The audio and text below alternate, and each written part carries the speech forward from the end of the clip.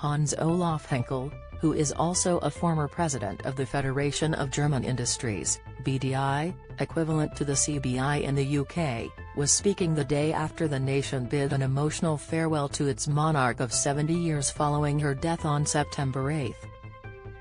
An estimated worldwide audience of 4.1 billion tuned in for a day of pageantry featuring a service at Westminster Abbey followed by an emotional journey to Windsor with crowds lining the route, with the Queen buried in the royal vault of St George's Chapel alongside her husband Prince Philip, who died last year. Mr Henkel, who stepped down from the European Parliament in 2019, told Express.co.uk, "I watched the entire event on BBC and I don't know what impressed me most. Of course the hugely impressive life of your Queen, which I always regarded to be my Queen too. But this morning? The solemnness of the ceremony. The affection for the Queen documented by millions of Brits and billions of people around the world? Ursula von der Leyen's EU will be pondering what it has lost," said Mr Henkel. Image, Getty, Emmanuel Macron's tweet, image, Twitter, the organization of the funeral inside the cathedral? The marches and music outside? The visit by hundreds of heads of state and government? No, for me it was the perfect, truly majestic organization of the entire state funeral. It was not only a demonstration of the competency of the royal court. It was also a wonderful tribute to the British. Just in, mortified she caught me. Queen's charming response to surprise meeting the vast television audience had witnessed a magnificent demonstration of a country's respect to history, its taste, its culture and its organizational competence, he emphasized. Mr Henkel, although committed to the concept underpinning the European Union, has frequently voiced his concerns about the bloc's push for a European superstate, generally regarded as a major factor in Britain's decision to quit in 2016.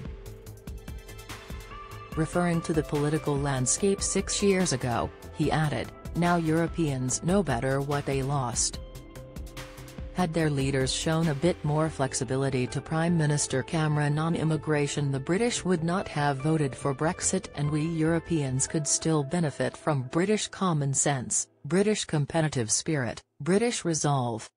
Don't miss. Meghan Markle gives comforting smile to Princess Charlotte. Inside royal fans claim Harry didn't sing national anthem but he did. Latest Piers Morgan sparks fury with swipe at Meghan before Queen's funeral. Watch, Emmanuel Macron and wife Brigitte arrive at Westminster Abbey yesterday. Image, Getty, Queen Elizabeth, the front pages of today's papers, including the Daily Express. Image, Getty, Britain misses the Queen, Europe misses the Queen and Britain.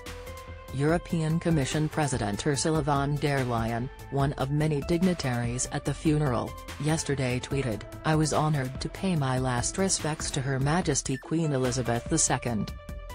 Stoic and steadfast, she always reminded us that our future is built on new ideas and founded on our oldest values." Queen Elizabeth's life in pictures. Image, Express, may we all continue to find inspiration in the unique legacy she has left us. French President Emmanuel Macron, the most high-profile elected European head of state to attend, posted a montage of clips of Queen Elizabeth's visits to France. He commented, "Thank you, Your Majesty." Hans-Olaf Henkel is a German former MEP. Image, Getty, trending. Speaking today, Culture Secretary Michel Donnellan said roughly 250,000 people paid their respects in person to the Queen by viewing her coffin as it lay in state in London last week.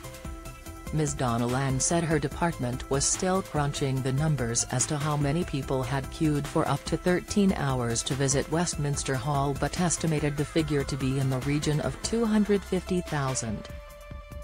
The royal family is observing another week of mourning for the Queen,